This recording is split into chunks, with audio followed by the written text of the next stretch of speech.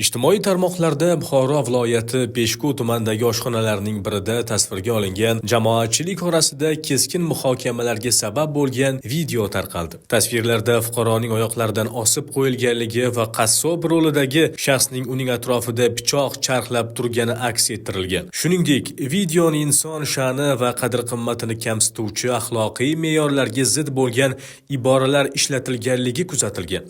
Mazkur holat yuzasidan Peshku tuman ichki ishlar bo'limi mas'ul xodimlari tomonidan zudlik bilan surishtiruv ishlari olib borildi. Aniqlanishicha, ushbu video Instagram ijtimoiy tarmog'idagi kanal admini va umumiy ovqatlanish shoxobchasi egalari tomonidan o'zaro kelishilgan holda mijozlarni jalb qilish va ijtimoiy tarmoqlarda mashhurlikka erishish maqsadida sahnalashtirilgan. Biroq bu harakatlari bilan ular reklama to'g'risidagi qonunchilik talablarini va jamiyatda yurish-turish qoidalarini qo'pol ravishda buzishgan. To'plangan hujjatlar jinoyat ishlari bo'yicha Peshku tuman sudida ko'rib chiqildi. Sud hukmiga ko'ra, huquqbuzarlarga nisbatan O'zbekiston Respublikasi ma'muriy javobgarlik to'g'risidagi kodeksning 178 prim 1-moddasi bilan aybli deb topilib, bazaviy hisoblash miqdorining 7 barobari miqdorda jarima jazosi tayinlandi. Shu o'rinda Buxoro viloyati ichki ishlar boshqarmasi ogohlantiradi. Ijtimoiy tarmoqlarda joylashtirilgan har qanday ma'lumot, reklama yoki video kontent amaldagi qonunchilik normalariga, milliy urf-odatlarimiz va axloqiy me'yorlarga zid bo'lmasligi shart. Qonun talablarini buzgan har qanday shaxsga nisbatan javobgarlik